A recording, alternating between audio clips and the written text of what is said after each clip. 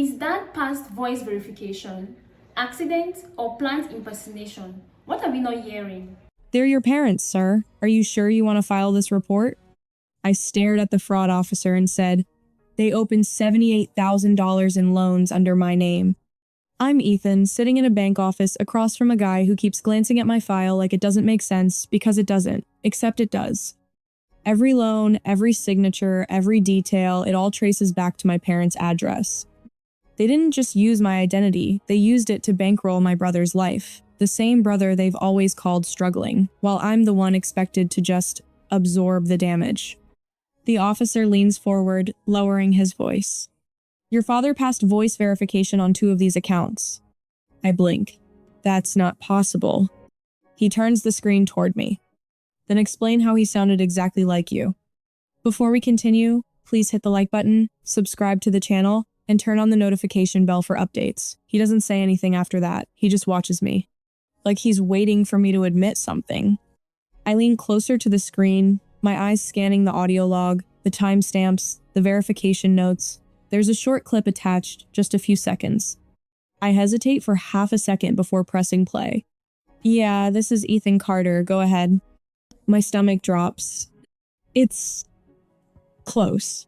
Too close. The tone, the pacing, it's almost perfect. But it's not me. There's something slightly off, like someone mimicking a rhythm they've heard too many times. I look up immediately. That's not my voice. The officer nods slowly, like he's heard that exact sentence 100 times before. That may be, but the system cleared it, which means whoever did this had more than just your information. More than my information. I sit back in the chair, my hands tightening around the edge of the desk, because that narrows things down to something I don't want to say out loud. Someone who knows me. Someone who's heard me speak regularly. Someone who knows how I answer questions, how I confirm details, how I sound when I'm being formal. Someone like... No, I stop the thought before it finishes. The officer clicks to another tab. There are 5 separate loans here, personal, unsecured, opened over the past 8 months. 8 months. I do the math in my head without meaning to. Holidays, a couple of visits back home, my mom asking me weird questions over dinner, things I brushed off at the time. What was your first job again? Do you still use that same email? Hey, what's your middle name spelled like? I always forget. At the time, it felt harmless, almost nostalgic. Now it feels like something else entirely. Do you recognize the disbursement accounts? The officer asks. I shake my head at first, then I pause. One of the account numbers looks familiar, not because I've used it, but because I've seen it before, on a check, sitting on the kitchen counter at my parents' house. I lean forward again. Can you open that one? He clicks. The name attached to the receiving account appears on the screen. Dylan Carter. My brother. For a second, everything just stops. Not confusion, not panic. Clarity. It's sharp and cold and immediate. Because now it all lines up too cleanly. Dylan doesn't have a stable job. Hasn't for years. He bounces between things, quits when it gets hard, spends like something's always going to bail him out. And it always has. My parents. Every time, rent paid, credit cards wiped, just temporary help. That's what they always called it. Temporary. I swallow slowly. That's my brother's account. The officer's expression doesn't change, but he types something into his system. And your relationship with him is... I almost laugh. It comes out dry, complicated. That's the easiest way to say it without explaining the years of imbalance. The way he gets support and excuses and I get expectations. The way I stopped asking for anything a long time ago because I already knew the answer. Handle it yourself. Be responsible. Don't make things harder. I've been doing that my entire adult life. Saving. Planning. Keeping my credit clean. Building something stable. And now I'm sitting here looking at a screen that says I owe $78,000 I never touched. Because someone decided I could handle it. Have you spoken to your family about this? The officer asks. I hesitate. Not directly, I say. Not yet. That's not entirely true. I did call earlier. Right after I saw the alert, my mom picked up immediately, like she was waiting for the call. Too quick, too ready. Hey honey, everything okay? I kept my voice neutral. Yeah, quick question. Have you guys had any issues with identity theft or anything like that? There was a pause, just a fraction of a second. Then she laughed, light, casual. No, why would we? Before I could answer, my dad's voice came in from the background. What's going on? She covered the phone, I could hear the muffled shift and then came back. Your dad says banks mess things up all the time. You should double check before you panic. Double check. Like I hadn't just spent an hour staring at my credit report. Like I didn't recognize their address on every single application. I'm not panicking, I said. I'm asking. Another pause. Then, sharper this time, my dad took the phone. Listen, Ethan, don't go making assumptions. You've always been a little intense about this stuff. Intense. That word stuck with me. Because it wasn't concern, it wasn't confusion. It sounded like a warning. I ended the call a few minutes later without getting anything useful. Just deflection. Just enough dismissal to make me question whether I was overreacting. But sitting here now, looking at Dylan's name tied to the money, I'm not overreacting. I'm late. The officer closes the file halfway and looks at me again. If you proceed with this report, it becomes a formal investigation that can lead to legal consequences for whoever is responsible. He lets that hang there. I know what he's really asking. Are you willing to go that far? My chest tightens slightly, but not with doubt, with something heavier, something final. Because if this is what it looks like, then they already went that far. I want to file it, I say. He nods once, then turns the screen back toward himself. All right, I'll need you to sign an affidavit confirming these accounts are fraudulent. He starts printing documents.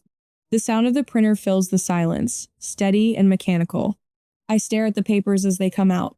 Each page is another confirmation, another line tying my name to something I didn't do, another decision I can't undo.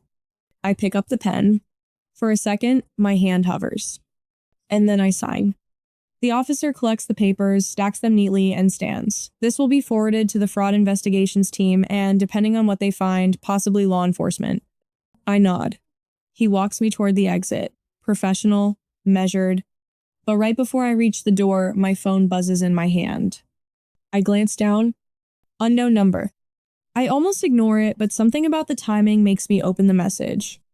There's only one line. You need to stop asking questions. I freeze.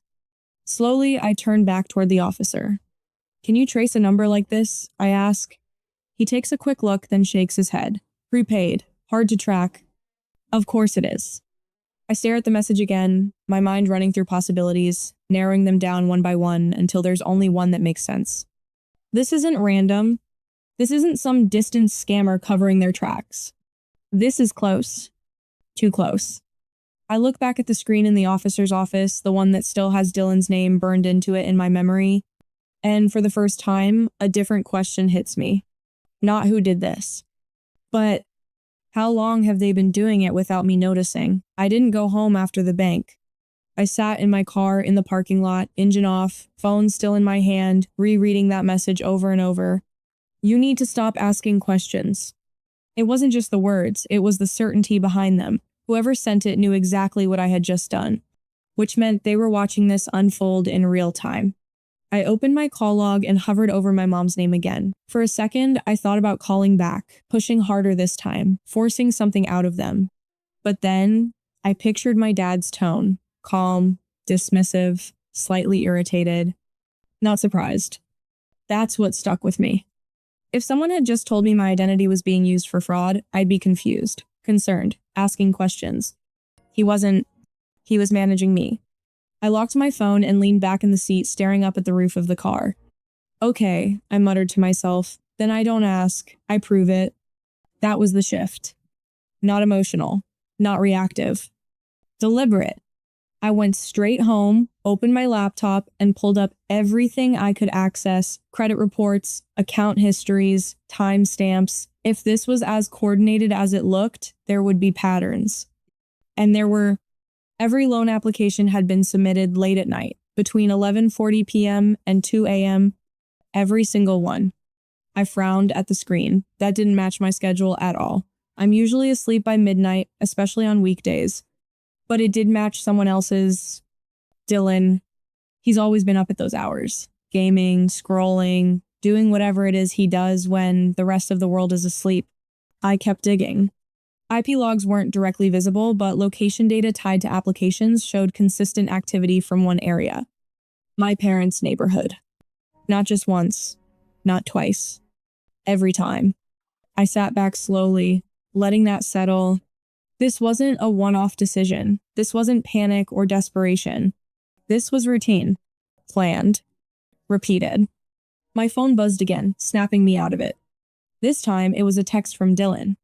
"Why are you asking about my car?" I stared at it for a second, then typed back. "Because I'm trying to figure out how you paid for it." The typing bubble appeared almost instantly, then disappeared, then came back again. Finally, "It's none of your business." I let out a short breath through my nose. That was all I needed. "It is if it's in my name." This time there was no typing bubble.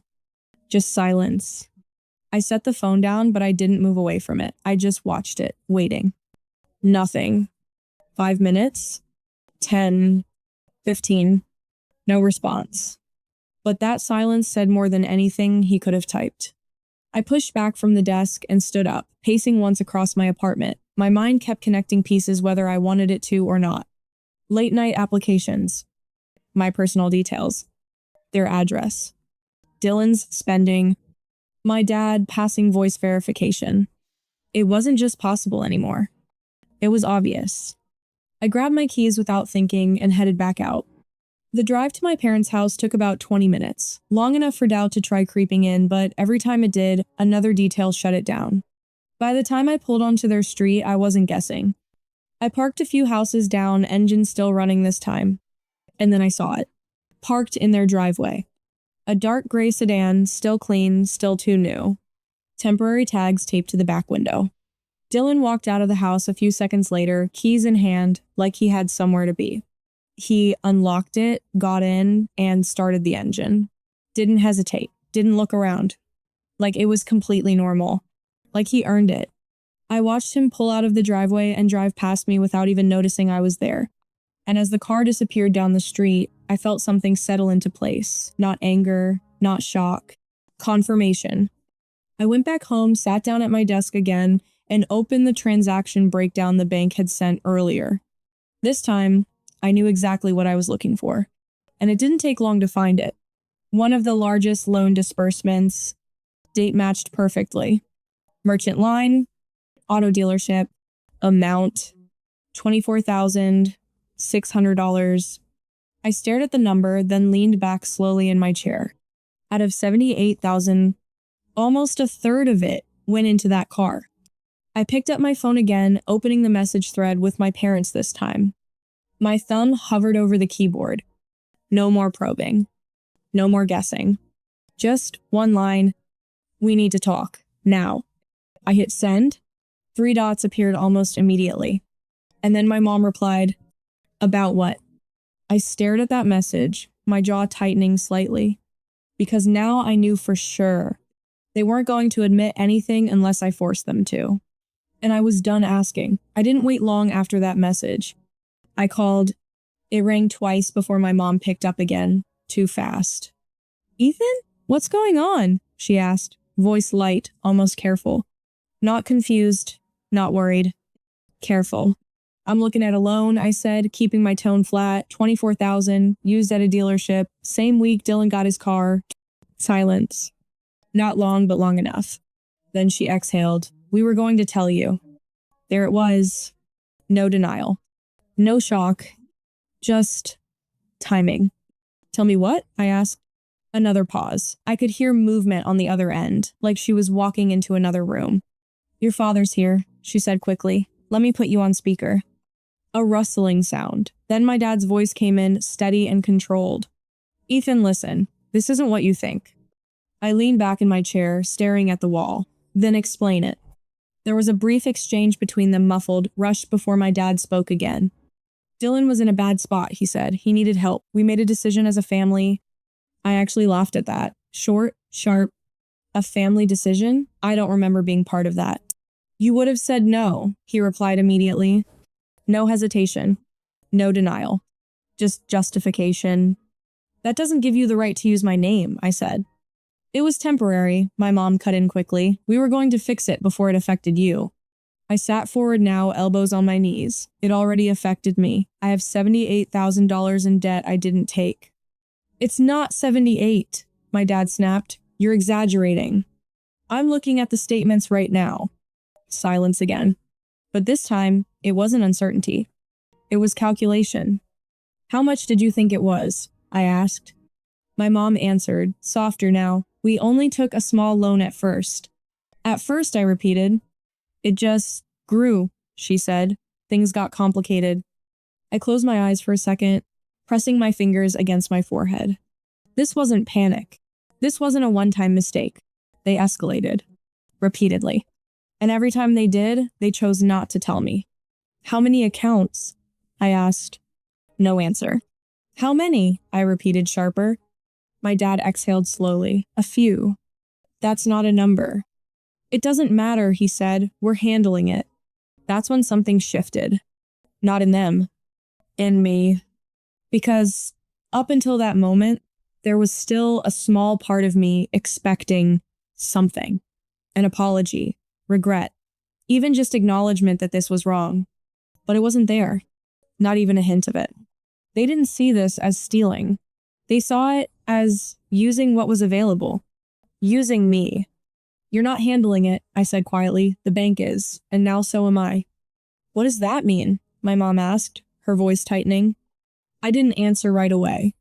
I just let the silence stretch long enough for it to mean something. Then I said it. I filed a fraud report. Everything on the other end stopped. No movement, no breathing, nothing. Then, you did what? My dad said, his voice low now. I reported it. I repeated. All of it. You need to undo that, he said immediately. Not angry, urgent, controlled, but cracking underneath. I can't. You can, he insisted. You just tell them it was a misunderstanding. A misunderstanding? I let out a quiet breath. You opened loans in my name. Multiple. That's not a misunderstanding. It's family, my mom said. Like that explained everything. I shook my head, even though they couldn't see it. No, it's fraud. Another pause. Then my dad spoke again, slower this time. If you go through with this, there are consequences. I almost smiled at that. Yeah, I said, I know. You're not thinking this through, he added. This could come back on all of us. It already has, I replied. That was the last thing I said before I ended the call. I didn't wait for a response. I didn't give them room to reframe it. I just hung up. And for the first time since this started, everything felt clear. Not better, but decided. Over the next few days, I locked everything down. Credit freeze, account alerts, passwords, documentation. The bank process moved forward faster than I expected once the report was filed. They weren't treating this like a small issue. Neither was I. And then, a few weeks later, my phone buzzed again. A message from my mom. I opened it. The bank is calling us fix this. I read it twice. No apology. No explanation. Just a demand. Like I'd made a mistake. Like I was the one who needed to correct something. I stared at the screen, feeling something settle in my chest again. Not anger. Not even disbelief anymore. Just certainty. They still didn't think they did anything wrong. And that meant this wasn't over. Not even close. I didn't respond to the message right away. I just stared at it. The bank is calling us fix this. No, please. No explanation. No acknowledgement of what they'd done. Just pressure. Like always. I set my phone down on the table and let the silence sit for a minute. Then I picked it back up, opened the message thread, and locked the screen again. If I answered emotionally, they'd steer it, twist it, minimize it. So I didn't. Instead, I opened my laptop. If they wanted this fixed, then I needed to know exactly what they were dealing with now, because whatever pressure they were feeling, it had to be coming from somewhere concrete. The fraud case had moved into a formal investigation stage 2 days ago. I'd gotten the email that morning, documentation reviewed, inconsistencies confirmed, escalation approved. Which meant the bank wasn't just questioning the accounts anymore. They were building a case. I logged into the portal and checked the updates. New notes had been added. Voice authentication flagged for secondary review. Application origin traced to consistent IP location. Recipient accounts under associated family members. I exhaled slowly. They were connecting it, not guessing, not assuming, proving it. My phone buzzed again. This time, it was Dylan. I hesitated, then opened it. What did you do? No greeting, no denial, just that. I typed back. I told the truth. The response came instantly. They're saying it's fraud. I stared at the screen for a second before replying. It is. 3 dots appeared. Stayed, then disappeared. Then came back again. Finally, you're actually going to let them charge mom and dad? I leaned back in my chair, reading that again. Let them, like this was something happening to them, not something they caused. I didn't do anything to them, I typed. They did this. No response. But a few seconds later, my phone rang. Mom. I let it ring once, twice, 3 times. Then I answered. Her voice wasn't careful this time. It was shaking. Ethan, what is happening right now? I stayed quiet for a second. You tell me. The bank is saying things that don't make sense, she said quickly. They're asking about applications, recordings your father is trying to explain, but they're not listening. They are listening, I cut in. That's the problem. Silence. Then my dad's voice came in, closer this time. Put me on speaker. A click. Ethan, he said, controlled but strained. This has gone too far. I didn't respond. You've made your point, he continued. Now you need to call them and straighten this out. Straighten what out? That it wasn't fraud, he said. That we had permission. I let out a quiet breath. You didn't. We're your parents, my mom said, like that filled the gap. That's not permission. My dad's tone sharpened slightly. If this continues, it becomes criminal. I nodded slowly, even though they couldn't see it. I know. You don't understand what that means, he said. This could lead to charges, court, jail. That word hung there for a second. Jail. Then I asked the question that had been building in the back of my mind since the beginning. How long? Silence. I leaned forward slightly. How long have you been doing this? No answer. 8 months? I pressed. A year? Nothing. Then my mom spoke, barely above a whisper. We were going to fix it. I closed my eyes briefly. That's not what I asked. Another pause. Longer this time. Heavy. And then my dad said, quieter than before. It didn't start this year. My eyes opened. But before I could say anything, he added, and not all of it was for Dylan. The room went completely still. Because that didn't fit what I thought I understood. Not entirely. Then what does that mean, I asked. No answer. Just breathing on the other end of the line.